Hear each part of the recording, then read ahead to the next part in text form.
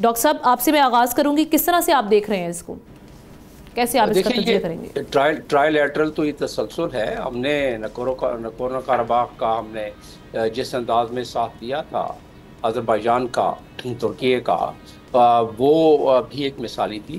اور ساتھ میں اب یہ جو ٹرائل لیٹرل ہے، یہ اگر آپ دیکھا جائے تو خطے میں جو تغیرات اس وقت یہ تبدیل ہو رہے ہیں، خطے میں جو حالات تبدیل ہو رہے ہیں اس وقت، اس کے اگر دیکھا جائے تو اس لحاظ سے ظاہر ہے زیادہ کلیدی اہمیت کا ہو جاتا ہے. اور جب میں خطے کی تغیرات کی بات کر رہا ہوں تو میرے ذہن میں جیو پولیٹیکل منظرنامہ ہے جو خطے کا ہے اور گلوبل جو چینج ہو رہا ہے. اور اس میں سب سے سر فہرست مجھے نظر آ رہا ہے ایران میں.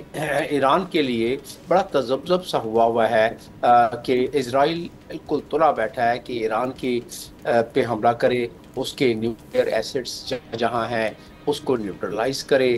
پاکستان نے اس پہ پوزیشن لی ہوئی ہے اور امریکہ نے اس پہ پوزیشن لی ہوئی ہے. امریکہ چاہ رہا ہے کہ اس طرح نیگوشیٹ ہو جائے، انرچمنٹ کم سے کم پر آ جائے، جس طرح کہ نیوکلیئر ایکارڈ سے پہلے P5+1 کے حساب سے. لیکن وہ بھی بڑی مشکل سے امریکہ ٹرمپ کے زمانے میں اس بات پر آمادہ ہوا ہے کہ چلیں واپس اس جگہ پر یا کم سے کم انویسٹمنٹ. لیکن اسرائیل کہتا ہے زیرو پر آ جائے. ایک تو یہ ہو گیا. دوسرا غزہ کا معاملہ، وہ جس ابھی تقریباً فائنل اسٹیجز پر پہنچ گیا ہے کہ ٹوٹل جینوسائیڈ اینڈ ان کو وہاں سے نکال کے بگایا جائے، جو کہ بار بار وہاں سے آواز آ رہی ہے. اور فوجیں تقریباً 77% علاقے پر قبضہ کر بیٹھی ہیں. اس پہ ترکیے کا، پاکستان کا، آذربائیجان کا ایک بڑا واضح موقف ہے.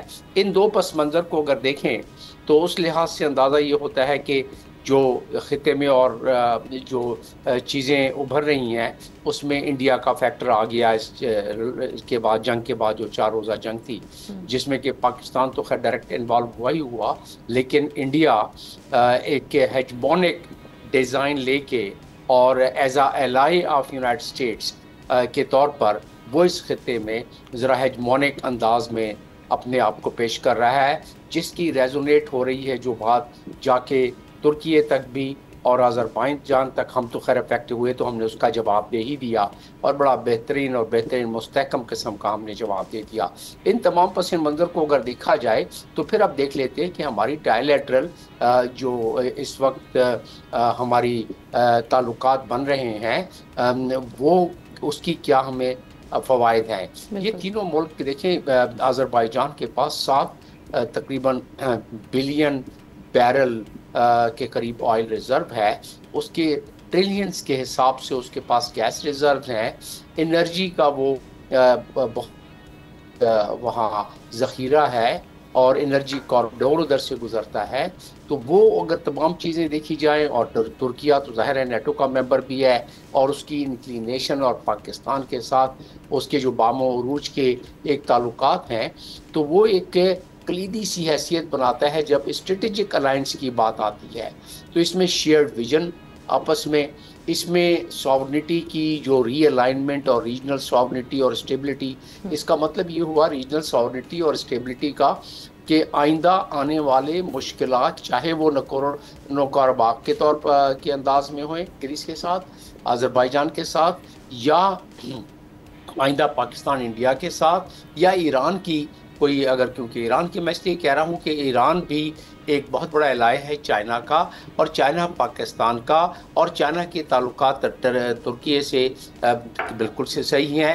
آذربائیجان میں چائنا کی انویسٹمنٹ ہے. تو ان تمام چیزوں کو دیکھا جائے تو اس سے اسٹریٹجک اسٹیبلٹی میں بہت زیادہ بڑھاوا آئے گا.